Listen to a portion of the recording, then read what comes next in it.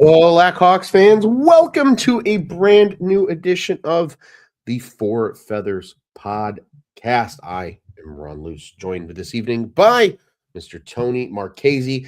Tony, before we get into things and I ask you how you are, we're having a little bit of an X issue that we're troubleshooting. So if you're joining us on the tube, we appreciate it. And we might be sending out a little PSA over on X, encouraging people to head over to the YouTube or Facebook because something's wrong with our X connection this evening. But Tony, how you doing, my friend?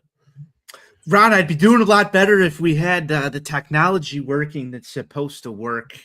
But we're working through that, Ron. I was actually also trying to grab the YouTube link and get that tweeted out there, or X posted out there, whatever have you. But if you wanna toss it out from Four Feathers, where they can find us on our youtube.com/OnTapSportsNet should get the job done, Ron. Indeed. Hey man, it's good to be back on these airwaves. And again, apologies to anybody tuning into the live. Ron looks like diligently working on getting that posted. Ron, it's good to be back talking Blackhawks hockey. I know that it was a bit of a weekend for the Blackhawks in terms of some up and down play. I started last weekend. I'll just get right into this one, Ron. Started last weekend very disappointed in the way the Blackhawks were playing. I might have left you not one, not two, maybe 3 voicemails on my ride home from the United Center on Friday evening. Was very, very disappointed in the way our Blackhawks played, but I'm feeling better now after winning. Winning cures everything, and we're talking to everybody after a win right now, and that's feeling good. Ron, is it up on the Four Feathers X account? We are nearly there, Tone. I am just about to hit post on the tweet. We got the YouTube link out there for everybody. There we go. On the old X machine, of course. Hopefully we'll get some more people joining us here in just a second. That is posted and published, sir. If you would not mind sharing that out for me, that would be greatly appreciated. But yep, no, Ton, it's good to be back. We got our boy Skokes in the comments. Dudes, what's up? And a happy Wednesday to you as well, Daniel Barry. Good to see everyone. Tony, I'm doing well, man. I'll tell you what, we're running a little earlier than we normally do, so this is kind of fun, a little bit of adjustment. Yes, I am wearing a winter hat or a toque, depending on what part of North America you live in. Are you chilly over there, Ron? No, I just wanted to change it up a little bit. Admittedly, a regular ball cap tends to pull on my hair when I have to gel my hair like I did today. So, oh boy. Just a you little were doing bit some work then. Yeah, we were professional work. Ootin' a boot in the Chicagoland area. So just to switch it up, look something different. And speaking of looking different, Tony, that's kind of the theme of this show, because this one is Blackhawks completely turning the page. This is kind of a new era of Blackhawks hockey. Yes, you did leave me 3 incredible, borderline Emmy-winning voicemails that I think everybody should hear from the United Center parking lot after Friday's loss. But you know what, Tone? Like, we kind of talked about it, you and I, a little bit over the weekend, right? And we're just kind of exchanging messages about the direction of this team. And I'm glad we get to kind of talk this out now, because last show, unfortunately, I was running solo. I know you were under the weather. There's some Kyle Davidson stuff now. There's 2 interviews out there in the public from him post-trade deadline that I think, have stirred up some conversation on the interwebs as well. So, it'll be good to get all these and just kind of talk about kind of really, this is kind of the state of the Hawks and what will be kind of the next chapter in Blackhawks hockey. And, but Tony, I think before we talk about the present and the future, we got to honor the past, and that though the person who passed, Troy Murray, really, really sadly passing away on Saturday morning. Or at least that's when the news was shared. 63 years old. Blackhawks fans know he was battling cancer.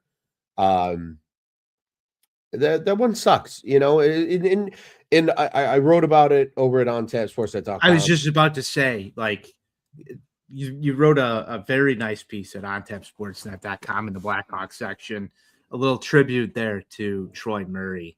Ron, Yeah. encourage, if anybody wants to head on over there and read it. I thought that was well done there, Ron. Yeah, thank you. And it's different. I'll warn everybody right now. It's not what you would expect. It's not.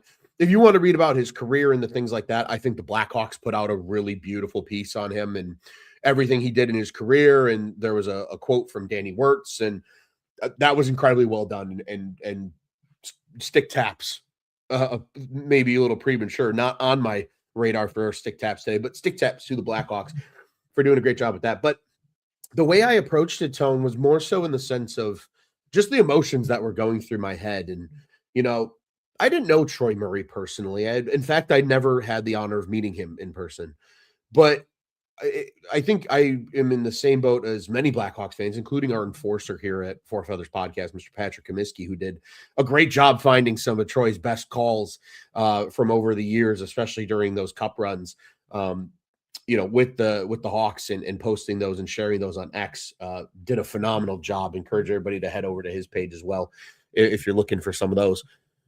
But just kind of the raw reaction and raw emotion to, just him passing away and just, knowing I was going to see people I'm close to that day, and just a slew of different things that really, just it kind of hit home. So if you want to go read it, it's definitely something different. I admittedly made my wife cry when she read it.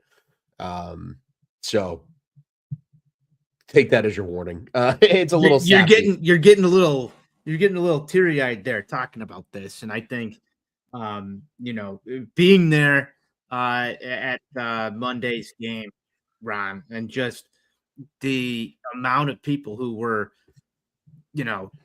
impacted by Troy Murray, whether it was the player version of Troy Murray, the continuation of that, myself, someone who was not really around to see Troy Murray play actually in a Blackhawks uniform or even remember it. Ron, I know that you never had the opportunity either. Definitely not.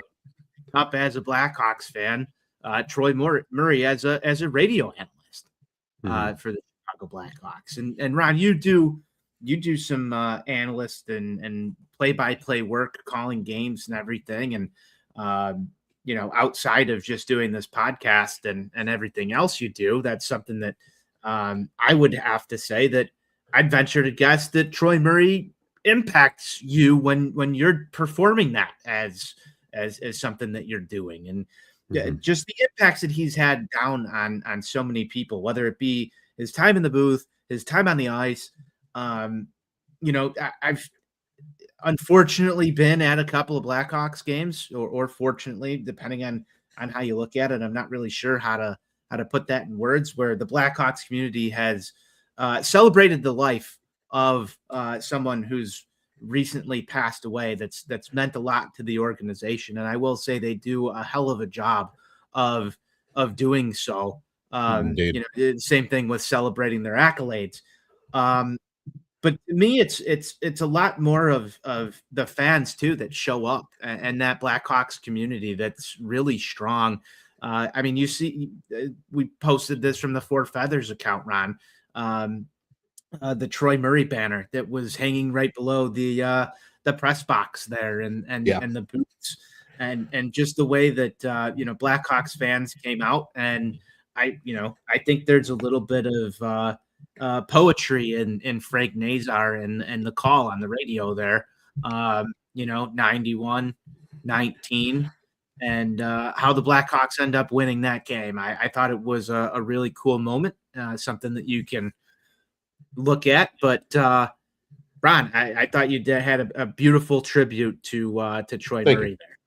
Yeah, thank you. No, and I'm glad you were able to share the perspective of being at the game on Monday, and like you said, just the Blackhawks, when it comes to honoring people that were either part of the organization or around the organization, first class when it comes to things like that. So to your point, unfortunately, but maybe fortunately, depending on how I guess you're approaching it, being a part of stuff like that. We got a couple more people joining us, and a little bit more on this fire, Nico. He says, Sacha Yes. Boisvert watch, haha, oops. Not literal watch. We are not watching Sacha Boisvert, and we'll talk about that as well because he didn't play or isn't playing it right now as we're recording for Boston University against Vermont, but they are up 4-1, so they are going to continue their season, and we'll get to that a little bit later. But yeah, I've got something for you too on that one, Ron, because we were discussing this afternoon on the Boisvert stuff. So remind me. Anthony Tony had a comment in, and he scored on Monday. Yeah, he scored on Monday. Big the one. half Michigan, Michigan too. Yeah, I've seen it being called the Upper Peninsula. Is kind of fun. Ooh, I like that one. Yeah, that one's been kind of fun. That's a bit interesting. That tickles the right way. The Upper Peninsula goal. Yeah, there's a couple. There's been some pretty good ones, some pretty funny ones. But yeah, we're gonna touch on all that here as the comments continue to pour in, and appreciate everybody that's jumping in the conversation here as we get this thing rolling. Tony, now we can look to the future and what this episode is more about. That is the Blackhawks completely turning the page. Since our last show was completely covering the trades that had happened up to that point. So the Jason Dickinson trade, along with Colton Dock to Edmonton, as well as Connor Murphy going to Edmonton in 2 separate deals. What the Blackhawks got in return, all of that good stuff. Well, now, since that recording on Friday, Nick Foligno was moved. He was moved to the Minnesota Wild for future consideration so he could go play with his brother in what I think most people are expecting to be his final season in the NHL, which is really cool. If anybody hasn't seen the report on how Nick told Marcus about the trade, go find that. Because it was really neat to see the exchange of Nick calling him and saying, "Hey, I got traded," and Marcus is like, "Oh, well, good for you, maybe. Like, go compete." And he's like, "Yeah, I'll see you in a couple hours." And it's cool to know that he's going to get a chance to, even if it's for 19 regular season games, 20 regular season games, plus any playoff run that the Wild have. He's going to get to lace up the skates with his brother in his what we expect is his final season. So that's pretty cool. But that was the only other trade that the Blackhawks made on Friday, Tone, at the trade deadline. You weren't on the last show with me, so any quick thoughts just regarding the trade deadline, Nick Foligno moving on specifically, and again, kind of this is now that first piece. You trade your captain. They're turning the page. Yes, they are, Ron. They're definitely turning the page. I think, I want to say that we talked about this as a potential possibility multiple times this year. Nick Foligno leaving the team. And, we got as far as to say earlier this season that it really wouldn't bother us if Nick Foligno leaves. I believe I remember a night where we had our guy Matt Voodoo in the comments over here and just said, it's because he's old. And he sucked this year. And I don't think that that's too far off, from the base of what we got from Nick Foligno. Mm-hmm. I think, over the course of this, a lot of this was leadership behind the scenes stuff that the Blackhawks wanted him here for. And at the time, that is definitely what they needed. But I kind of felt like as we entered this season, it was a little worn. And this might have been something I could say for a Ruffle Some Feathers segment, Ron, but it kind of felt like entering this season, his time as captain or leader of this team was sort of up comparative to when we used to call him de facto, right? When he was actually impacting the way things were in Connor Bedard's first season. So I was fine with this move. I think it just clears the way a little bit more for, a guy like Nick Lardis or someone else to come up and enter the lineup. But, I'm not trying to sit here and poo-poo all over Nick Foligno's time as captain. I think it was important. We're going to remember the way he fought in the Winter Classic because it was one of the only highlights that anybody could provide. And he just wanted to, get the crowd going. There were captain moments from Nick Foligno, and we advocated for his captaincy here. But it felt like it was time for them to part ways. And I'll just say this right now, Ron. I know that the common fan that I saw out there, the common take was like, "Oh yeah, go chase your cup up there in Minnesota." No, fuck Minnesota, Ron. I hope he doesn't get a cup, and that's how it should end for him. Should it be his last year? Because I don't want to live in the world where the Minnesota Wild win a cup. But good for him to go play with his brother. That's my take here. Well said, Tone. I own a shirt actually from our good friends over at Obvious Shirts. In case you didn't know, obviousshirts.com, on tap sports, use the code, you get 10% off your purchase over there. And it's a way to support us here at Four Feathers, support Cubs on Tap, Sox on Tap, the whole nine. And save you money. Yeah, and save some money along the way. But Joe makes great shirts. I'm sure anybody that's a Cubs fan is very familiar with Obvious Shirts. Even I think White Sox fans are pretty familiar with the brand being a Chicago company. But I have one that was a Blackhawks one that he made years ago. This thing is, old. It's seen some things. But it's Minnesota has all that water and no cups.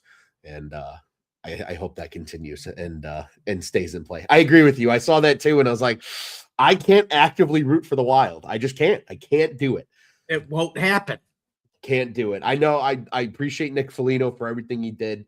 I hope they maybe win a playoff series and he gets to prolong his career a little bit longer. But I will be remiss if you see me cheering for the Minnesota Wild.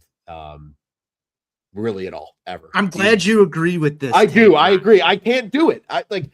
And the same thing. We talked about this with Edmonton.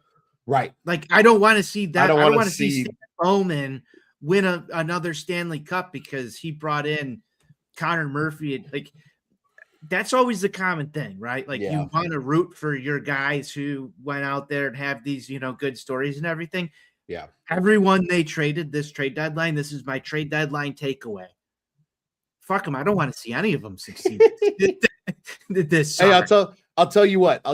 I think when it comes to like Connor Murphy and Jason Dickinson, because I really don't foresee either of them probably re-signing in Edmonton with them being impending free agents. Yeah, go somewhere else and we'll figure it out. Play well enough in Edmonton that you go get another payday, go to another contender. You go win in, hypothetically speaking, Vegas or anybody not really in the Central Division.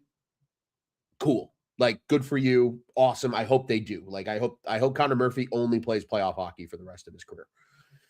But yeah, it really kind of stings this year. And Anthony told me a great point here. The year that St. Louis played Boston in the finals was hell. Yeah, it was like, can both teams lose and just the ice melt and nobody win the Stanley Cup? So certainly something to keep on. This also comes up with this question, Tony, and really quick about Foligno. His first 2 years in Chicago, he was a notable contributor. 17 goals, 15 goals in those first 2 years, over 35 points in both seasons. Yeah, we agree with you. We can't root for Bowman. I agree. I can't root for Bowman either. I've been calling for Bowman's head since 2012. So it's we had fine. That conversation this week too. Yes, we did. Yes, we did. You can go back in the Four Feathers archives and you can find some great content. Some good ones of Ron Luce screaming about Stan Bowman. He was given the keys to Ferrari 7, 8 years ago. Yeah. That's how long we've been doing this. It's been a hot minute, but Foligno contributed, right? But there was a steep fall off this year with his play. 11 points in 38 games. He was also hurt for some of the season too. Just an unfortunate year for him. It's cool to see him get what he wanted and go compete. And you're playing meaningful hockey now down the stretch. You're not watching the next era of Blackhawks hockey. But it felt like the writing was on the wall with him almost, that he was potentially going to leave at some point this season, Ron. And that's, I felt like we had a different leader version. He wasn't as present in the media, even towards the back half of last season when the wheels were kind of falling off before the kids started to really take over. Yeah. And then you saw the messaging from Kyle Davidson. And I want to talk a lot about Kyle Davidson tonight as much as we can. But you saw the messaging from Davidson on how important it was for the youth to sort of take this thing over. Yeah. And I think that's sort of some foreshadowing there. I don't think you're relying as much on the messaging of Nick Foligno or Jason Dickinson or a Connor Murphy as much as you probably were a calendar year beforehand. And so, we talked all about these specific names. I wasn't sure if Foligno was actually gonna go, or if he was just gonna retire here. He's got younger kids, they're in school, all that stuff. We've talked about the human element of the trade deadline and what you want to go do. The one thing that made sense for me was him going to Minnesota and playing with his brother, or back home to Columbus, which it seemed like they were interested as well too, from various different reports that were out there. And it was just, I didn't really feel like Nick Foligno had a place on this team probably back in November. Yeah. I mean, he was largely relegated to the fourth line. So I agree with you, Tone. It was kind of the writing on the wall. And I think, too, that's probably what swayed his decision. I think if he was having a better statistical season and the Hawks were still kind of pushing a little closer to the playoff picture than they currently are, I think he probably sticks it out and tries to make the playoffs with the Hawks. But because of just kind of the state of the team, and I think he just, I think as the veteran he is, saw like, hey, all right, my 10 years here is done. Like, these guys are needing to step up and be the new leadership group. And you're starting to see that here. And this comes from Anthony Toney just a little bit earlier. Next season, he's asking, do you have 3 players with A's or do you give Bedard the C? Everything that's out there right now screams that Connor Bedard's going to be wearing the C next year. And you know what? Good for it. Jonathan Toews wore an A before for a little bit and at various times before he was awarded the captaincy. Bedard's doing that now. We can see Bertuzzi wearing an A for a little bit as well. I'm surprised they're only rolling with 2 alternates, by the way, because you can have 3 alternates, as pointed out by Anthony Toney. They haven't named a third alternate captain, which I think is very interesting because to me, then that says, hey, next year, Bedard's going to wear your C. Bertuzzi's probably. I'm sort of surprised it's not Alex Vlasic, to be honest with you. Alex Vlasic. I think there's a reason. I think there's a reason to believe, and this is just maybe a little bit of tinfoil hat theory here, that there's reason to believe that the fact that they didn't give Alex Vlasic an A could be looked into if you want to start to draw some conclusions onto how they feel about him at the moment. I don't know. That's just something that crossed my mind. Maybe a shower thought type thing there, Ron. But it's surprising that they didn't go with 3 A's here. Yeah.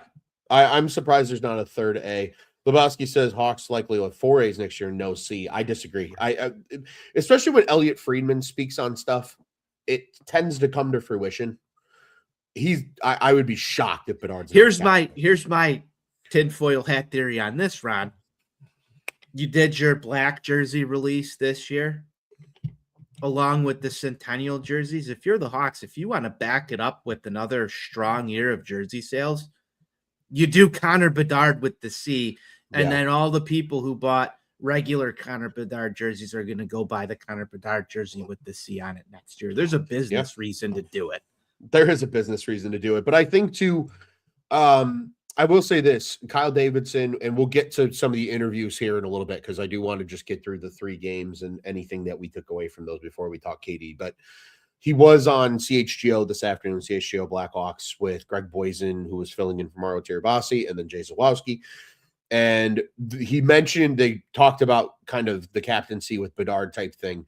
And the way he put it was, they're only going to do it as well if it makes sense for the team and they'll respond well. The team's going to respond well to Connor Bedard getting the captaincy. You see him more talking to the media. He's kind of becoming that true face of the franchise now. It's going to happen. And I would be Lebowski. I'd be very, very surprised if that's what happens. And I'm not trying to just call out individual people, just based on what I've seen and now heard from even Kyle Davidson's mouth, it kind of suggests that Bedard's going to get to see. Jason Hawks fan has a question that we'll certainly get to in a little bit here, but I do want to highlight this comment. Foligno's productivity was significantly reduced. His leadership had run its course during another season with nothing to play for. Well said, 100%. And then our good friend Seth Conklin says they should form a leadership council instead of having captains. Please no. I feel like they referred to the leadership council when it was Seth Jones and Foligno and Murphy as the A's, and we all saw how that kind of went. So I don't want to see that shit ever again. The whole leadership council aspect here, Ron, I'm a little worried that that's in the cards just because they've done it before and they have precedence for it.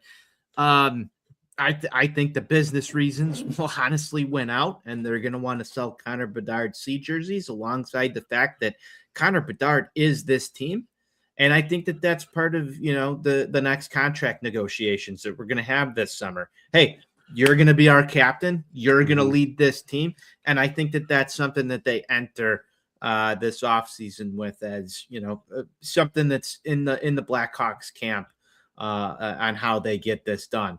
So I fully expect Connor Bedard to be the next captain of the Chicago Blackhawks. Is that the best move at this juncture? I think only time is going to tell. Yeah. We'll have to wait and see. But I think him wearing an A for the rest of the season does speak volumes, and I think the team has largely responded well. Really, outside of maybe one brutal period of hockey on Friday night, the third period, these three games spurred three angry voicemails to Ron Luce's phone. That spurred very angry voicemails to my phone. They were very, very fun. Well, we're gonna try to share them before the season's over on these airwaves. So be ready for those. I'm very much looking forward to those. But Tony, let's just talk really quick here a little bit about the three games. We don't have to get into super detail because I know you want to talk Kyle Davidson. I want to talk a little bit about Sacha Boisvert and why that's part of kind of the description for tonight's episode of the Sacha Boisvert Watch. And then, of course, our habitual segments of ruffling feathers and stick taps. But I think from these last three games, there's been some good, there's been some bad. Specifically that third period on Friday night that you sadly had to witness in person. I was able to sell my tickets for that game. So I was also a little under the weather, so it kind of worked out. So the second time I've taken NWI Steve to a Hawks game this year that's gone fucking poorly. That's the problem. I told it right to his face when I saw him last time that we were all at a game together. He said, I haven't seen them win yet this year. And I said, I have. You're the problem. And I think he is. I think NWI Steve's just horrendous negativity just stinks up the United Center every time he's there, and the Blackhawks respond accordingly. So not to take this is not a good look for him. Not to take swinging shots from the top rope here, but NWI Steve might be # banned from the UC for. We might need a ban list, and he might be the first on it. You know why? Because this is the universe. Because we all know he's a noted CM Punk hater, and CM Punk's such a big Hawks fan. This is the universe's way of saying, well, since you're gonna hate on CM Punk, I'm gonna spit in your eye and make the Blackhawks suck when you go see them in person. I'm with Voodoo here. Ban him from the UC at least for the rest of this season. Get him out of there. All right. He's officially been banned for the rest of this season. We'll see what happens next year, but wow. Seth with an elite comment here. Seth, one of our Bears contributors here at Odd Tap Sports. Now, I don't know much about hockey, but I'm familiar with Chicago teams not playing a complete game. Yeah. Oh, wow. Yeah, you should take up Blackhawks hockey a little bit there, Seth. It's the definition of it, and Jason was right here. He says Hawks don't play 3 periods of hockey very often. It's true, but I'll tell you what. I think at least Tony, for me, things I'm encouraged by. Frank Nazar looks like he's fucking # back. I was getting concerned. Games. I was getting very, very concerned. Sure, like I think you weren't alone. The contract was starting to, almost potentially bother me with the level of production after he came back from the injury. And again, you don't know how fast someone is fully recovered from that and what sort of effects they have at just getting back in the groove. But Frank Nazar was starting to really concern me because I started seeing takes out there with people saying, like, what if he's just a fourth line, third line guy? And I don't think that that's Frank Nazar's profile. And you don't want to see that happen. I think there's still a ton of runway here, Ron, for other struggles that he can have. But, man, it was starting to get a little dark and scary on the Frank Nazar trade. Yeah. No, the lights went out for a significant period of time. You're absolutely right. And I think the injury had a little bit to do with it. I think he was a little snake bitten there at one point in the season as well. That just unfortunately didn't go his way. You've seen a couple of guys on this roster get snake bitten. For sure. Voodoo says here, still third on the team in points. He's actually technically fourth on the team in points. There's a two-way tie for third. Ironically, it's Andre Burakovsky, speaking of people that were snake bitten, and Teuvo Teravainen are both tied at 31 points. Bertuzzi with 47. Obviously, Connor Bedard leads the team 60 points in 51 games. But notably for Nazar here, he's only played 48 games because of the injury. He still has 30 points on the season. Only 9 goals, but 30 points on the season. If he was to play a full 82, even with the cold streak, that puts him on about a 51-point pace, according to my math. So a 50-point season out of your second line center is pretty nice, right? So I think just for Frank, I think he's had a lot of bad luck this year in his sophomore year. And really, I mean, technically, it's still technically kind of his rookie year because he didn't play the full season last year in the NHL. So we'll have to wait and see there. And this is an electric This is the second time I've heard this name come up. It today. is. Anthony Tony here says, I was worried Frank was going to be Victor Stahlberg part 2. It's funny. So, yeah, speaking of Victor Stahlberg, Tony and I were talking about the Boston University Terriers with Sacha Boisvert. Well, no Sacha Boisvert tonight. Again, we'll get to that a little bit later. But I was informing Tony of some hashtag Blackhawks legends that played for their opponent tonight, the Vermont Catamounts. And one of those names was Victor Stahlberg. The other one is Patrick Sharp. So if you didn't know that before, that's where those guys play hockey at the University of Vermont. In little factoids from GM Ron. Yeah, little factoids. I have a Vermont Catamounts t-shirt with Sharp's name and number on the back. That I got because one of my cousins went to school at University of Vermont. So that's I love that this has come up twice tonight. Yeah, it's good. And I like this from Voodoo here. Need a favorite of the Hawks other guys segment.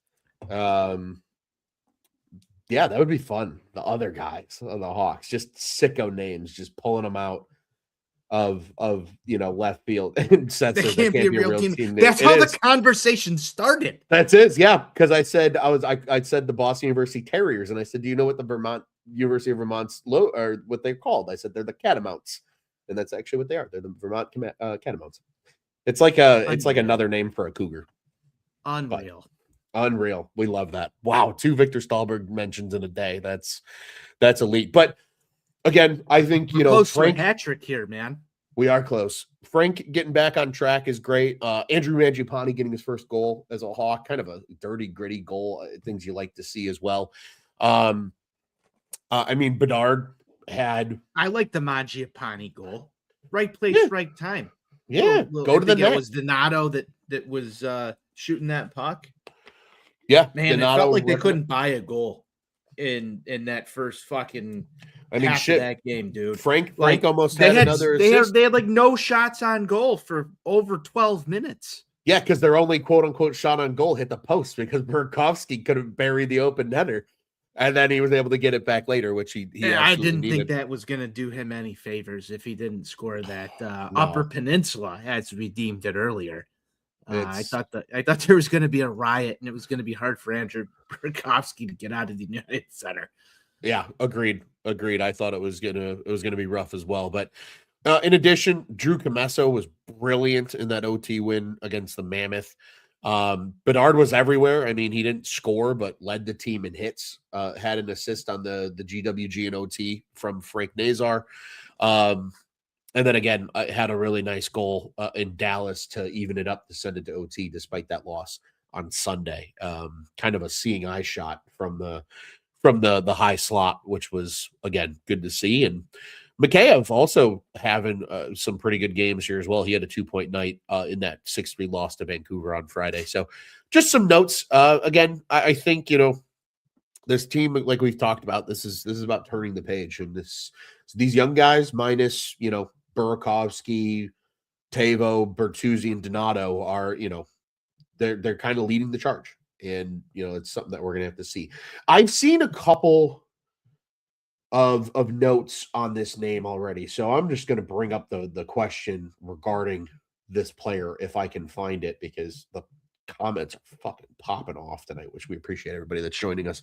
Jason asked, speaking of Ilya Mikheyev, do you think Ilya Mikheyev gets an extension since they held on to him through the trade deadline, just like they did last year with Ryan Donato. As Jason follows up, says Hawks should have traded Donato last year for a career year. He's been largely a no-show this year. I mean, he still has like 13, 14 goals. I mean, I don't consider him to be a no-show this year so far. I think you're getting exactly the sort of I don't know, the follow-up campaign to a career year, right? Yeah. Like that's kind of what I expected. You're gonna overpay a little bit for it, and I like Ryan Donato on this team. I think most of the goals he scores are truly grit goals.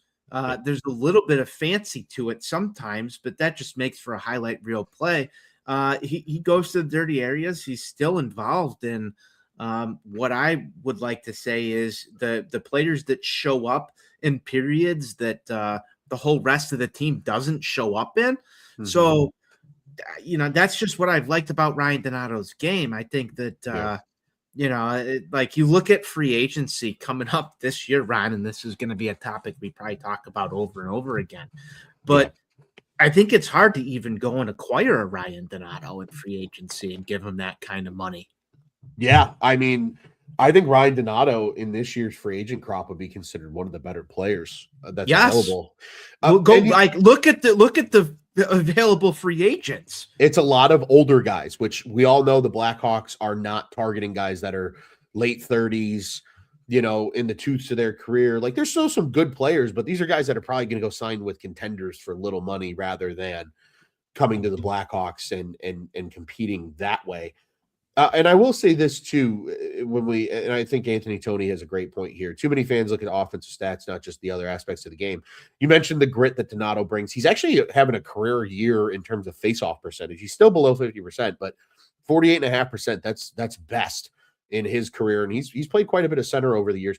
And for what it's worth, I know we didn't even answer the question. We will get to the question. Keep going. We will get to the question. But with Donato, right now, Tony, he's on pace to even if you take out last year's season, that 62.31 goal season, right? Just completely take out that one because it was an outlier. He's still already on pace to have what would otherwise be a career best season this year. He's at 27 points right now, which his best season prior to last year was 31. So I would expect him to blow that out of the water. And his best year prior to that goal scoring, but minus again the 31 goal season, was 16. He's at 14. So he's $4 million. $4 million in 2 years. I think that's a good value. Contract. Yeah, I think it's a great value. I think that's great value. Do I think Ilya Mikheyev gets an extension? I hope so. I know everybody wants to see, the young guys come in and, take this over, but you also want to add, like, there's this disconnect between, I want to see all this youth movement, right? And I want to add a star to the team.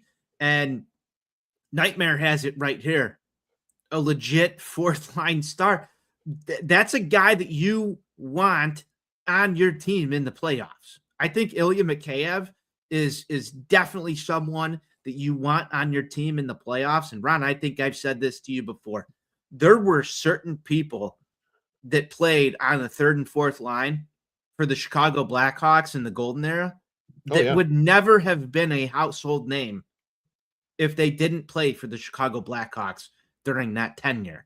And Ilya Mikheyev is definitely a name that you will know if this Blackhawks team makes a deep run. And I think it would behoove them to give him an extension.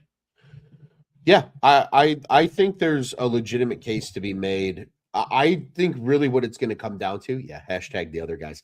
I think what it's going to come down to for Mikheyev is just, it's going to come down to the term. You and I ironically talked about this the other day as well. I think it's going to come down to term. That's to me. That's the I don't like that as a negotiation point, because I think the Blackhawks are going to want to limit term on this deal.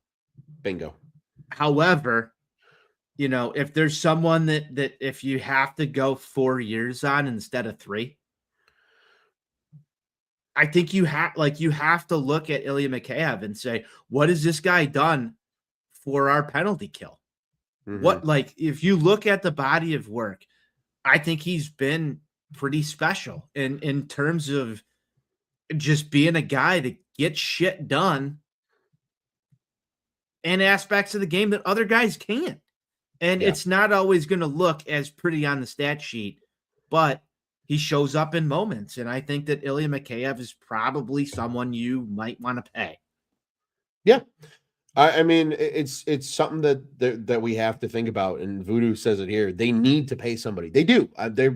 There's a reason that keeping Donato and Teravainen and Bertuzzi and those guys around. What is he going to cost that need the max, money. Ron? $6 million? Well, and so that's where I was getting to. Anthony Tony kind of teed it up on a platter here for us and says, what does a Mikheyev extension look like?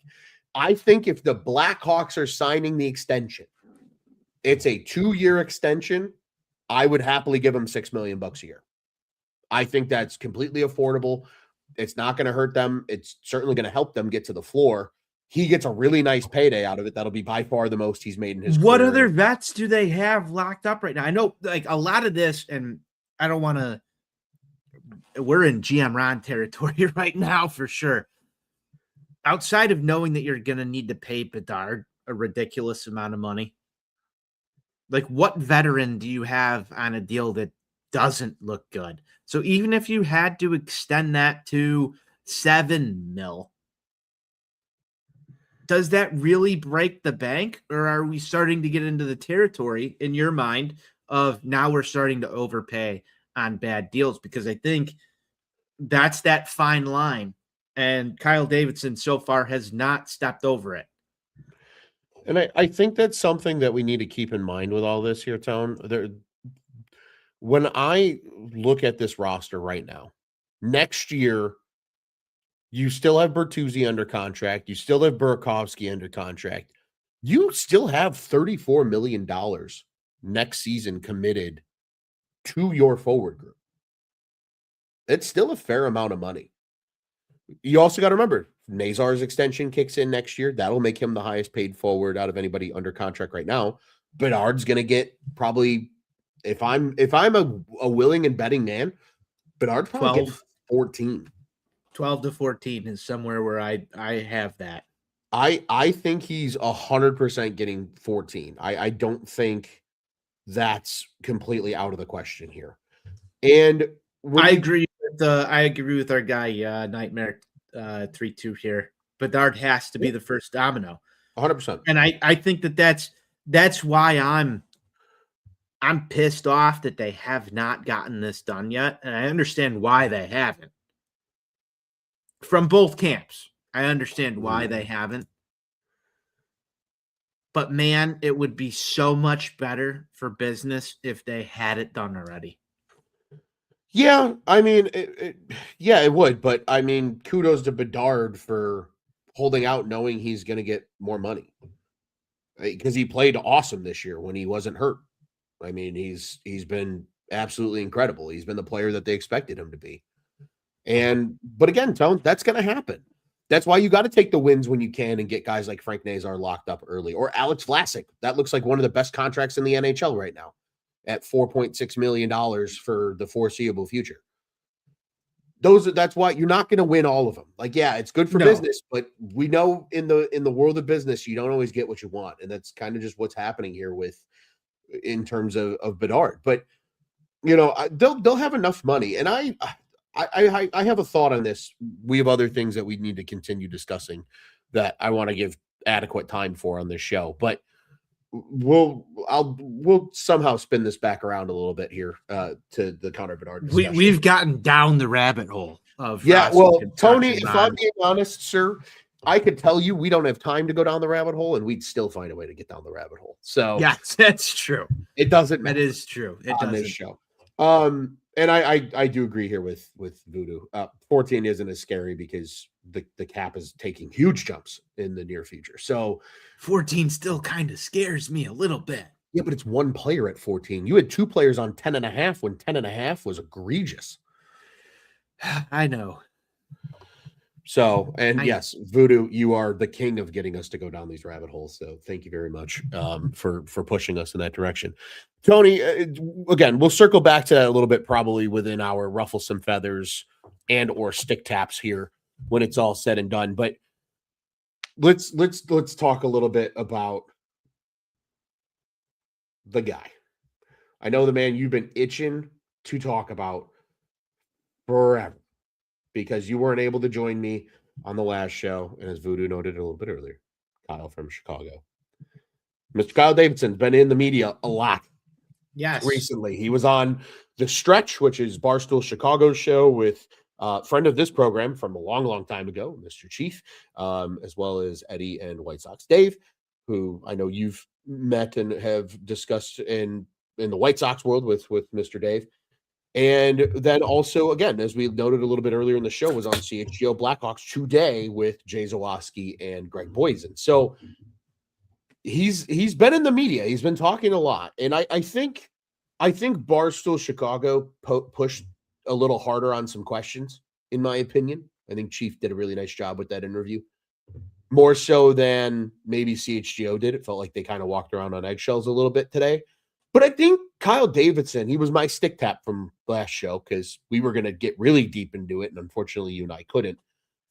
But he was my stick tap, I think, for just, he's being pretty honest. And I think that's important here because, yeah, he's not showing his hand per se. And this is exactly what we want to do. But I think he's being very upfront and honest with people of just how they go about operating in the front office in terms of improving this team. And I think that's healthy for this fan base to hear because I think there's so many people that are freaking out. Like he said today, everybody, speaking of the Connor Bedard extension, everybody, people are afraid that it's not going to get done. And Kyle Davidson goes, I'm not. He's like, I'm not afraid of it not getting done. We've been in discussions. We've been in contact with them. We mutually agreed that we would table it for the season. I think he's in better position and control than people realize when it comes to stuff like that. And I just think it's been very interesting to listen to a lot of the things that he's had to say. And this is actually really fucking cool coming up in the comments. Hello from Blackhawks fan in India. That's awesome. Hello. Welcome to the show. We hope you are enjoying everything going on here. That's pretty cool, Town. We're literally all the way around the world right now talking about Blackhawks hockey and Blackhawks fans all the way around the world, which is also equally as cool. Yes, it is. Wow. Sorry. I really distracted you. Yeah, my bad on that. You did. Hello from Chicago to India. Ron. Electric. The Kyle Davidson talk. I think that there's some merit to a lot of the things that I'm seeing right now from this trade deadline. And I merit to some of the fans who are disappointed because I want to point out to the fact that you've got a large fan base that is waiting for this team to win again, and they want to win soon. And you saw a great start from this team. We can't argue it. That was a fantastic start to the season. Absolutely. They were somewhat exceeding expectations. You had a real positive momentum going for year. I get, what do you want to call this? Year 3, year 4? I think that's sort of debatable amongst fans. But you had yourself in somewhat of a playoff position. We've talked about, Connor Bedard, Frank Nazar getting injured. And then you have this sell-off, right? And there is a largely vocal fan segment of sort of what I would call your common fans who are disappointed that this has continued on again. We get to the trade deadline. We're selling off our veteran players, guys who've been here, your longest tenured player, things that don't exactly matter to the fan who's all tuned in and saying hey, I'm going to spend some time following what Nick Lardis is doing down in Rockford because he could be a piece. But your fan who gets their headlines knows that Connor Murphy's been here for, 10 years. Sure. I think Kyle Davidson has done a good job in this day and age of hitting the social media fan, but maybe not the common fan, the Blackhawks fan from the generation prior. Nightmare 2 says they get their headlines from CHGO. Sure. From a media standpoint, there are a lot of fans that are out there that get their headlines from CHGO. But there's also fans who've tuned in and just listened to the radio or just watch the TV broadcast and get the newspaper at the front of their driveway and read the columnist in the newspaper and don't have the same level of insight into what's going on. I think the Blackhawks have done a bad job of helping carry that generation over with some of the moves. And I think that's fair to point out that, the history of what it was to be a Blackhawks fan has been seemingly lost in a business decision to target a different generation. And I think that was sort of visible on Friday night when you talked about, their fourth celebration of the season, the next stars of hockey. So there are people out there who feel like they've been lost in what's been happening from a fan standpoint, Ron. And I think that Kyle Davidson's sort of at the forefront of that. And I think it's fair for people to kind of question, hey, what's the direction here? Because they're not getting that same messaging. Yeah. And I think, and again, I think the common fan, though, is also this era of Blackhawks hockey was always going to be looked through a different lens by the common fan because of what happened previously with the Stanley Cup years. It's just the truth. Because John McDonough came in and was the PR wizard at that time and hit all the right buttons, and the Blackhawks were everywhere and they were winning. And they were also ready to win, right? They brought that in they brought him in at a time when that was kind of ready to take off. Now, and then obviously they had a ton of success. And of course, the star players, they had a lineup full of arguably maybe 6 Hall of Famers for a majority of those Cup years. 2 of them are already in the Hall, and Marion Hossa and Duncan Keith. Kane and Taves are going to be there someday. I would make a case for Brent Seabrook until the day I die. And even I would even argue maybe a Patrick Sharp, that at least there's a case to be made, but at least 4 Hall of Famers in that lineup. Like, they saw the greatest era of Blackhawks hockey. And a lot of them became fans because they didn't know about the team like when I was younger and a kid because they weren't on television. So it was a dramatic change. Now, the common fan had already kind of checked out because they started to lose, first off, right? Even at the end of the Taves and Kane era, they weren't very good. And now they're all sitting there going, well, what's next? You got Connor Bedard. It's hard to look at it because they're expecting a repeat of what just happened. And that's not completely fair either. I think it's fair to question. I question all you want. But you also just witnessed the greatest era of Blackhawks hockey. Nothing's going to compare to that right now. Nothing. Unless this team wins another cup with the new faces. That's going to be the only way that the quote-unquote common fan is going to feel completely re-engaged again, Tone. And, but I think in this, again, I think it's completely fair to question, where things are going and things like that. But I think this team is on a good track. And you have to, create teams a little differently nowadays than you did before.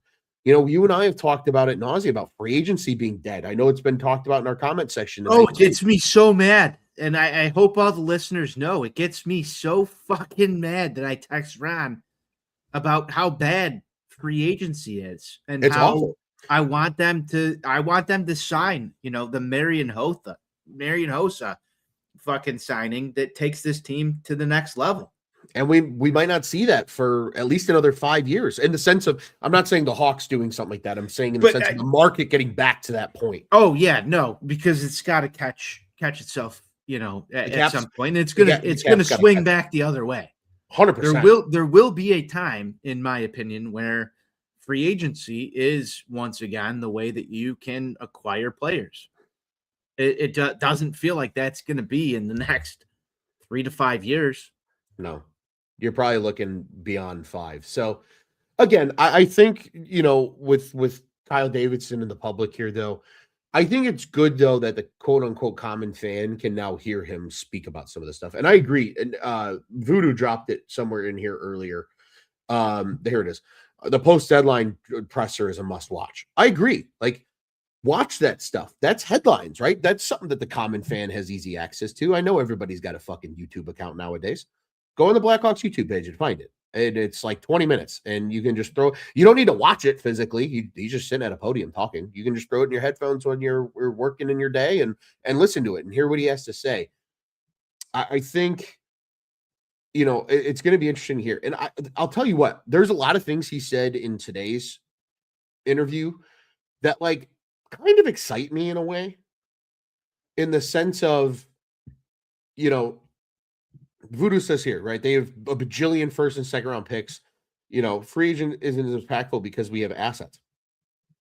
And Kyle Davidson said that too. He goes, right now, the way that the market is, you need to have these assets if you want to be a player in the trade market. And the Hawks have positioned themselves that way. They have 3 years of pretty strong assets in the higher rounds where, and he even said, I think it's important that he gives the look behind the curtain to fans, because Tony, you and I know this. Probably a lot of the people watching this show right now know this, but the common Blackhawks fan probably just sits there and goes, well, why don't you just trade for so-and-so? I was able to acquire him in my NHL franchise. That's not how this shit works, right? Their teams are going to have a list of guys that they're not going to trade you no matter what you offer them. That, teams are not just, it's not just willy-nilly that guys become magically available and all the right buttons to push. Like Kyle Davidson said today, it's fluid. He said, but I am not going to turn down an offer that's going to make this team better. If there's a trade out there for us to be made to get better, we're going to make it. And I think that's encouraging, that maybe they are going to be a little bit more aggressive, because Elliot Friedman also just said the other day, again, when Elliot says shit, I listen, because he's the most connected insider that exists in hockey. He said he believes, and there's a lot of belief around the league, that the Blackhawks are going to amp it up and be a little more aggressive this offseason than maybe previously expected. And I think that's encouraging, because I think they have to. I think they know they have to. Sure. And I think they do as well. But now you're in a position where if Florida slips into the top 10, you've got 3 2027 first round picks. This year, you have 3 second round picks. You got 2 seconds in each of the next 2 years. And you have a pick. That's a lot of things that you can move that are valuable to not every one of those might still actually be in a playoff hunt, because you've acquired all of this stuff. Yeah. And you like, when you think about where the Hawks are right now, and I think that this is what gets me a little excited about the opportunity here of what he's acquired. And again, he hasn't shown it yet. Mm-hmm. So I will remain skeptical until it happens. But if you can package those for a start, it's going to be more advantageous for you than going out and signing someone in free agency, just based on the market that you have in free agency versus trade. Yeah, absolutely. And I think this is a fascinating one here that I want to steer this conversation here really quick, because I think it's worth noting before we start to get to some of our habitual segments. Anthony Tony says here, ramp it up with an offer sheet. And you're a big fan of the offer sheet. No, I'm not. Well, it depends. It all comes down to money, but right now, like, so many teams can afford all these contracts that would normally make sense with an offer sheet that I don't really think the Hawks are in some magical position in order to do it. And I think what a lot of people... Can we talk about the horrible tweet that was out there on the timeline in terms Yes. of offer sheets with Bedard? We will. I'd like you to read that one out for everybody. I will have to pull that one back up. But there was a question. It was from Jason Hawks fan. I'm trying to find it again. The comments, you guys have been absolutely electric tonight because I like when I struggle to find comments. Yeah, that's keep giving us more comments so Ron can struggle. I enjoy watching him try and scroll through this stuff. Yeah, he enjoys watching me look like I'm calculating rocket science right now, trying to find this damn thing. But he asked about players that are potential offer sheet candidates this year, and I've got something in the works that I've been working on for a hot minute now of players that the Hawks could target in the offseason, like big names that they can go out and get and ultimately, improve this team with. And I think it's possible. I really do. I would not be shocked if this Hawks team does ramp it up. And maybe it's not with an offer sheet, Tone. You mention it because again, it has to be your own picks that have to go. It's not like you can use other picks that you've acquired from teams. But what you can do is, you can use some of those picks to trade for a player's rights and then give them that big contract. And I'm fucking struggling to find this. I have no idea where this went. But the other one, some of the names that were on there. The comment section, 1, Ron Luce, yes. 0. Ron Luce, 0. Jason Robertson was a name. Anthony Tony brings up a couple more names here. Dorofeyev. That's a name that I've got on my radar too, Tony. There's a lot of guys. I think that name might have been typed out. It was in a draft on OnTap Sportsnet that's unreleased. It is. I will.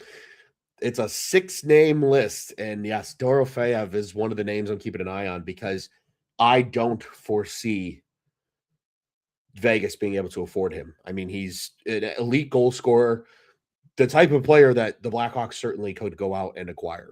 So again, I think there's going to be a position where they do some fun shit this offseason, and having those plethora of picks is going to help that. So, kind of bringing it back full circle here, we were talking about the trade deadline earlier.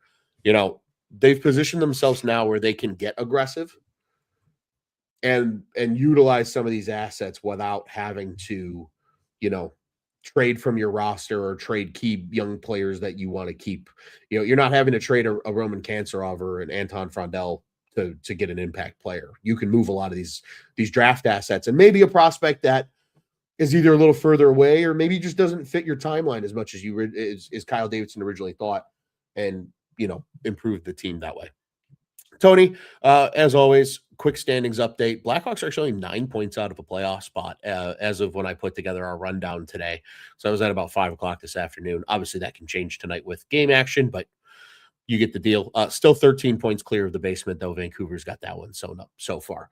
Really quick, the Sacha Boisvert watch. Why are we on Sacha Boisvert watch? Well, as I mentioned, Boston University won tonight, so their season continues. They continue on in the Hockey East tournament. Now, again, there's a chance that they are eliminated. They probably will be at some point here in the near future.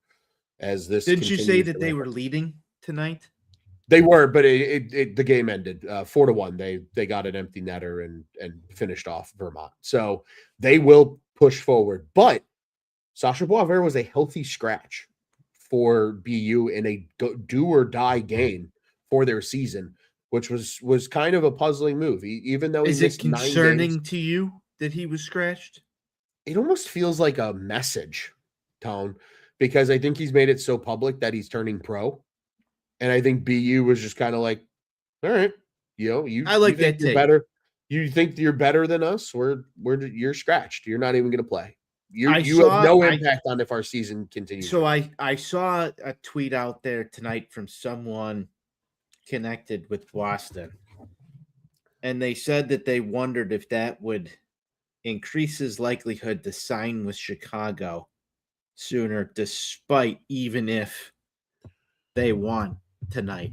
And I'm not an expert on college hockey and how the contracts all work, but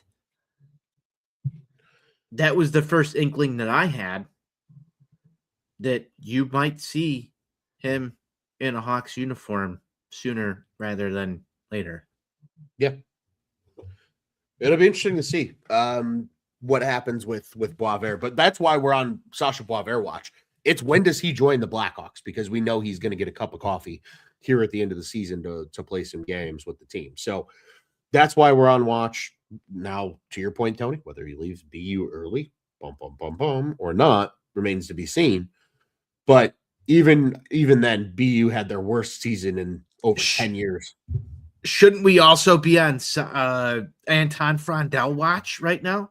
We should be, but I believe it's you and I looked into this. They finished their regular season on Saturday, and then I believe the playoffs, which they'll play that 3-game round robin, or not round robin, but the 3-game play-in series on, I'm assuming at some point next week. But if they lose, because then it goes to the best of 7 series from there. So if they lose in that first round, we could see Frondel before the end of March as well, which would be super exciting. And yes, Lebowski says it here. Frondel watch is absolutely underway. So 2 exciting names to keep an eye on for the Blackhawks as we get a little closer to the end of the season. Tony, let's get into it, shall we? It's time to ruffle some feathers. Tony, I've done a lot of talking. I'll give you the microphone first here. How are you ruffling some feathers this evening? Hey, Ron, I've taken a lot of time to think about this. In fact, like 30 minutes ago, I didn't even know what I was going to say here. But my ruffle some feathers is this. I've seen some takes out there on X, and I'm sure you've seen them too, that this team needs to just tank once again and lose as many games as possible to secure some draft position. I kind of also wholeheartedly disagree with that. Winning is cool and tough. Losing is lame and weak. And it's time for the Chicago Blackhawks to build a winning culture. I'd like to see this team win as many games as possible down the stretch. Fuck the draft position. Let the ping pong balls take care of it, because winning hockey is funner than watching losing hockey. And we've done this whole tank for the draft position over and over again. And the one way that you can build that momentum that you talked about just a little bit ago, to encourage maybe that one free agent or that guy in a trade to waive a no-move clause, is because the youth of this organization are winning hockey games down the stretch against quite a significant schedule here that we've seen the Blackhawks play up to versus play down to in some aspects. So I know this is going to ruffle some feathers. We've got some people already, throwing this out there. They can't take right. That's what I want to hear on the timeline, because I want to see Blackhawks victories down the stretch, Ron. I love that. That didn't ruffle my feathers. That fired me up, but it'll ruffle somebody's feathers. That's for damn sure. I'm a big fan of that one, Tone. I'm a big fan. We do have a comment for ruffling feathers here. Voodoo says NWI Steve's headbands are dumb. That's kind of funny. There's a lot of NWI Steve in this podcast. There's, there is a lot of NWI. Cool it down on the NWI Steve. Catching strays on the Four Feathers podcast this evening is NWI Steve, which is always funny to see. There was also a comment here, just really quick, that I wanted to note. Frondel as well as Pridham and Vanacker. Vanacker and Pridham both play on pretty good teams in the OHL. Or just the CHL. Yeah, no, they're both in the OHL. Oh, excuse me. I'm getting over a sinus cold. Pardon me. They might not even play any level of professional hockey this year because they just go so deep in their respective tournaments. But even then, because CHL guys have the agreement, and it's just too late in the season for them, they could join the Ice Hogs on an amateur tryout. We saw Lardis do that the year before he ultimately, finished out in the CHL. I could see Pridham and Vanacker maybe joining the Ice Hogs for a cup of coffee, but they will not be Hawks when it's all said and done. So we'll have to we'll have to wait and see there. I will say, Tone, I've got two. One of them is just a very quick one that I'll save for the second. But my first one is I love Seth getting a hockey education here tonight. Ice Hogs. Now I know you're making. Has he never watched hockey before? I guess not. Seth, I'll tell you right now, brother. Go over to theahl.com, theahl.com. Go to all the teams. You'll find the Rockford Ice Hogs, and that's the Blackhawks minor league affiliate team that plays out in Rockford, Illinois, of all places. So I promise you, I am not making shit up. This comes from Johan Svensson, who I don't know who Johan Svensson is exactly. Looks like covers hockey in Sweden. So take that for what that is. Anton Frondell is now up to 25 points this season in the SHL. 18 of which are goals. He just scored that 18th goal, I believe, yesterday or 2 days ago, in 41 games. Leo Carlsson, who famously went one draft spot behind Connor Bedard in the 2023 NHL draft, at the same age as Frondell, also had 25 points, but he had 10 goals and 15 assists in 44 games. So if Frondell tallies a point in these last two games, they play tomorrow being Thursday and Saturday, he will have already eclipsed what Carlson did at the same age. He's a first-year player that's under the age of 20. Scoring 18 goals in the SHL is fucking unheard of. And even Svensson said that. He says a first-year U20 player scoring 18 goals. Wow. He said Frondell is a lock for the World Championship team. A lock. Think about that. That's where all the pro guys play that missed the playoffs in the NHL. Ooh. U20 player is going to make as a lock for for Team Sweden, the World Championships. That's crazy. A good friend of the program of ours, Mr. Tab Bamford, quote tweeted that. And this is where we're going to ruffle feathers. He says, maybe bringing in this kind of prospect would be a, quote, significant add for the Blackhawks forward group next season. Tab is absolutely fucking correct. Because here's the thing, Tony.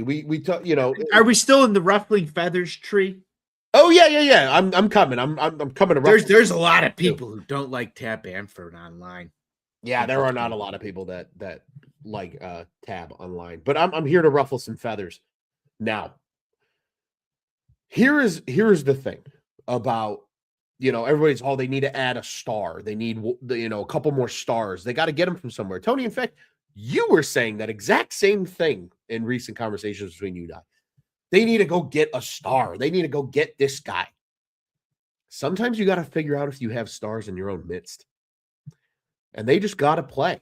And that's where the Hawks are right now. So when everybody was upset that, this lineup very well could just be a lot of young guys again next season, it could be. You know why? Because you got two guys that could be fucking superstars coming over from Europe. Anton Frondell has 18 goals in the SHL. Ladies and gentlemen, it is not easy to fucking score in Sweden. 18 goals. You know what Leo Carlsson's doing right now for the Ducks? He's a point per game player, and he had less points in goals in the SHL. Anton Frondell could come over here and put up Ovi-like goal numbers for all we know. And then Roman Kantsarov is having one of the best U20 hockey seasons ever in the KHL. He's lighting it up, in fact, as Anthony Tony says. Absolutely correct. Roman Kantsarov may come over and be the next coming of Nikita Kucherov or one of these other Russian superstars. Do you know how you find out what you have in those guys? You let them fucking play meaningful minutes. And sometimes, Tone, you just got to let the kids play. And I am totally for that because I think the Hawks have some legit dudes coming up in the pipeline. And we're going to get to see those next season. And Tony, here's the other thing. And you mentioned it, we talked about criticizing Kyle Davidson. You know how you can criticize Kyle Davidson? When 90% of your roster next year is his work and his young guys that he drafted and scouted and this front office developed. Now you can start to kind of light a fire under his seat a little bit if things don't go right. Because, hey, this is the first wave, like full wave of your guys. But, dude, we should have been doing that a little bit earlier. But and how? I think we've had this conversation before. But you have to let guys develop, Tone. I know you have to let guys develop. I think it's fair criticism to say that he misspoke a year ago when he said this team was going to take a step forward. And that makes it into, did it take a step forward? Yes. Last season, did it take a step forward? Oh, no, I'm saying coming into this season, they said. Oh, this season we took a step. I think we took a step forward, but I don't think it was as great as what the step forward looked like at the beginning of the year. Yeah, because there was injuries to two of your key pieces that sent that bitch really quick off the rails. And that's fine, but injuries happen. Sure. And you have to have that depth. I was listening to, the Chicago Hockey Show, ESPN Radio 1000, Pat Boyle, Chief. I think this was either last week or the week before. I think it's fair to sit there, and I believe Chief brought this up, and talked about how a lot of the guys that this roster has on it in terms of the youth are pretty high floor, but potentially low ceiling guys. And I think it's fair to look at that and say, is that the case with an Artem Levshinov? Is that the case with the Sam Rinzel? Is that the case with a Frank Nazar? Can they be the types of guys? We're not far removed from seeing the Olympic show that Team USA and Canada put on in the final. You want your guys to be at that level. The Hawks currently don't have anyone on their team that was selected to represent their country outside of Teuvo Teravainen. There's still a talent gap here when you look at it from that regard. And I know we can get into the politics of Connor Bedard not being selected for Team Canada. That's fair. But you need other guys on this roster who are going to be difference makers enough to play in the Olympics if this team is going to go far on a playoff run. And I think that that's fair to say. You can have all the best complementary players in the world, but until they acquire someone else to be a difference maker alongside Connor Bedard, there's probably going to be a problem. So I hope that Roman Kantarov and Anton Frondel develop into those guys. But I still think, like, if you look at this from a national perspective or even a worldwide perspective, I don't want to get too infatuated with our own talent pool just because we're that close to it against others, because there are Nathan McKinnons out there. Sure. And that's fine. Most guys are under 24. That's fair. I hope they develop into that. That's where I want to see them get to. Yeah. And again, there's going to be some of that time. And Sockside Mike here says, by 2008, the Hawks knew what they had and won a couple in a couple of years. They don't have that this time around. Too many unknowns. That was a different time in the rebuild, though. And again, this is where people get confused, because Taves and Kane came at the time they came. They came at the end of that rebuild. Go back and look. 2002 draft is when you got Seabrook and Duncan Keith. Or 2002 is when you got Keith and Dustin Byfuglien, for example. 2003, you got Seabrook and Crawford. 2004, you got. And look, it was 5 to 12 years later. Yeah, and all that golden era came. Yeah, and then they got Patrick Kane and they got Jonathan Taves. It was a long wait. And I would make the argument that we're probably at about the time where they're getting close to the Johnny Taves and Patrick Kane acquisitions. You just got Connor Bedard at the beginning of your rebuild. It's going to look a little. So would you say that that like this current Blackhawks rebuild is closer to 2006, 2007 than it is 2009? Yes. 100%. Right now, this very moment, yes. I think 2 years. I think 2 years is when they legitimately start to truly make noise, in the sense of the young guys are at the point where we want, where fans want them to be, and they're playing good hockey, and you've identified who's a piece of this and who's not. And, they kept pushing forward. And this is 100% true. Going into that 08-09 season, there was no cup aspirations. It was just, this team's going to be fun and let's see what happens. And they fucked around and made it to the Western Conference Final. And then they came back the next season and won their first Stanley Cup. And that was obviously the Marian Hossa acquisition and, of course, all those things. So it just, again, I think they could have these guys, and you got to let them play in order to find out what that looks like. So that's my ruffle some feathers, because I think I successfully did that. Also, Tony, my other ruffle some feathers, this one's kind of targeted at you too, but it's more on a fun side. I put in our rundown FH4FL next season, and I don't know if you figured out what that means, but I think it would be electric to have a Four Feathers fantasy hockey league next year. Oh, I did not figure out what that meant. I was doing some work on it there for a little bit. But I think that's a Four Feathers fantasy hockey league would be great. You and I were talking some fantasy baseball earlier. We were. I'm sure we could get some of the listeners in on the Four Feathers fantasy hockey league. We already got some comments coming in. Yeah, already stepping up. So something to keep an eye on. I mean, we probably could do like a 14-team league and get really thick, and third and fourth liners are getting drafted in these type of leagues. So be on the lookout for that. We've even got a couple more here. Sockside Mike, he's down. The Seth says the loser of the league should have me draft their team the following year. That would be funny. That would be genuinely funny to see what happens. So again, be on the lookout. I'm down with this. I'm down with this. I think we do need a Four Feathers fantasy hockey league next season, and that's something that we're absolutely going to make happen. Yeah, I haven't played fantasy hockey in 2 years, so I'm kind of itching to get back in the game. And it's been a while for me. Yeah, it's fun. But let's try and make that happen. This will be fun. It will be for sure. Tony, let's get ready to close this thing out, shall we? Time to give out some stick taps. All right, Tony. I'm going to steal the stick tap here really quick, because I'm going to keep mine short. Go ahead.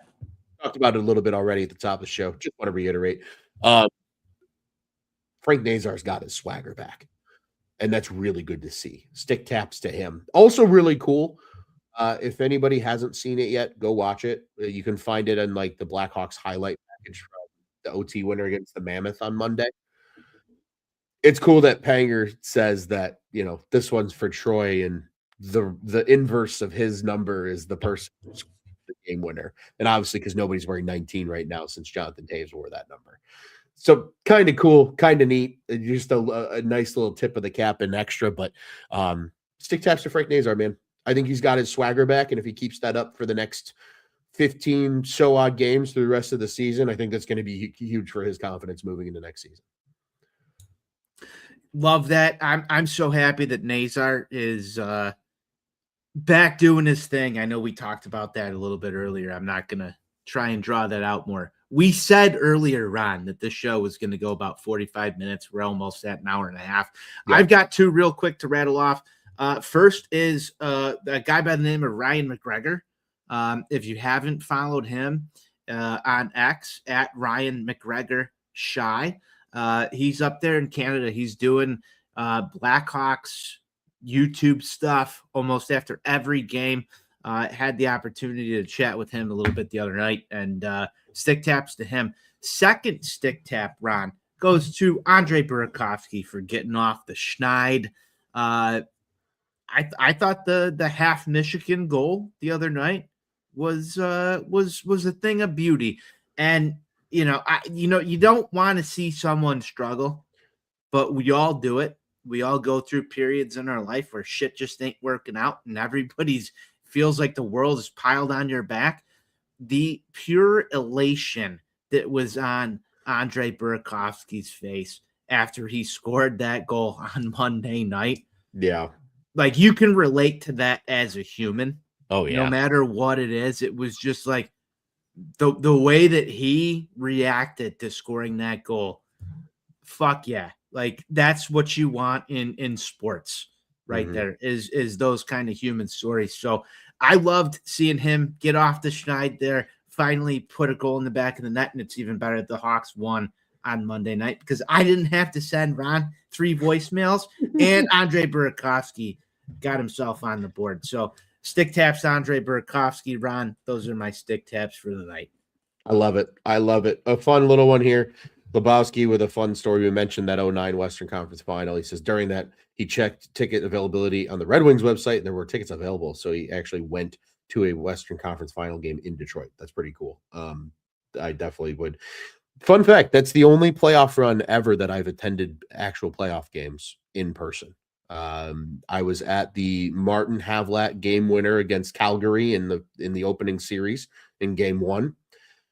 And then was at the Patrick Kane hat trick game to eliminate Vancouver in the second round. So some pretty good ones in that playoff run, despite not being a Stanley Cup. That was a really fun one.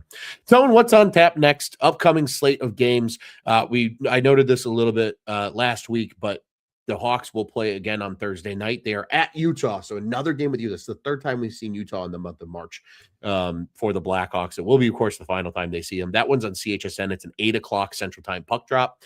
Saturday, then, we got some good old late-night hockey. The Blackhawks are in Las Vegas. This is the penultimate game of the Blackhawks wearing the black jerseys for the season. They're wearing black in Vegas, which will be pretty cool. I'm expecting a black versus gold matchup in this one, which will be pretty sweet. That's a 9 o'clock start, also on CHSN on Saturday night.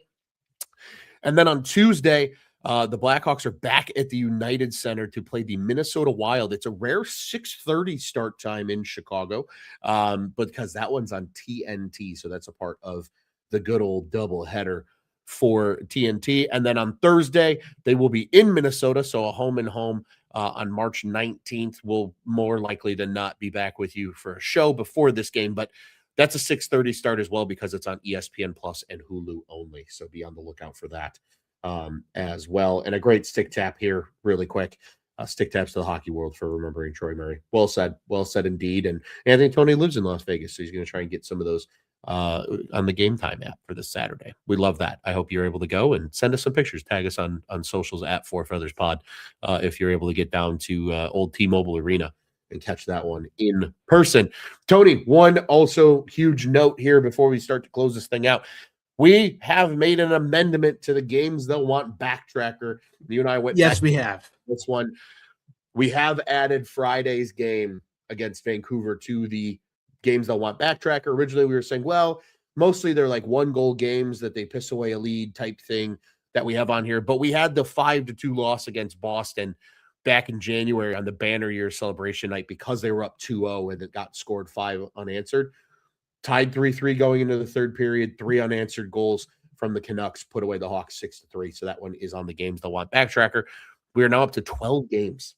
When you and I did the math, Yes, we did.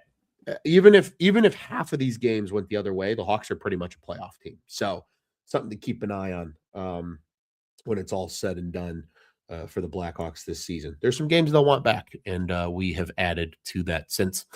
As always, we appreciate everybody for tuning in. This one was a beefy, long episode. We hope you enjoyed it. Comment section, you guys were fucking rock stars. We appreciate everybody that tuned in. Sorry again for the issues that we had. Yeah, especially those that tuned in on YouTube because we weren't live on X tonight. Yeah, awesome stuff. Really appreciate it. I know there was a ton of questions that were in there that we weren't able to get around to answer to. I think this is what I'll make a deal. Anything that was left in the comment section or commented on this video, we'll put those questions in like a little mailbag for the end of next episode. And we'll get around to some of those because these were just really good tonight. And again, we appreciate everybody tuning in. Follow at Four Feathers Pod on the socials. Go over to YouTube, like, subscribe, hit the bell button for On Tap Sportsnet. You'll know when all of our shows go live, including us here at the Four Feathers Podcast. And of course, we appreciate any 5-star ratings wherever you listen to your favorite podcasts as well. Or tell us what we're doing wrong if you don't believe we deserve 5 stars. And Tony, Of course, head over to ontapsportsnet.com and at ontapsportsnet on the socials and check out what's on tap in Chicago sports. My friend, this was a blast. I'm on double duty tonight. I'll see everybody over on Bears on Tap here in just a few minutes. We're talking free agency. It's going to be a lot of fun, but this was an electric show as well. I'm glad we were able to get back on the microphone, my friend. And what do you say? Let's go Hawks. Let's go Hawks.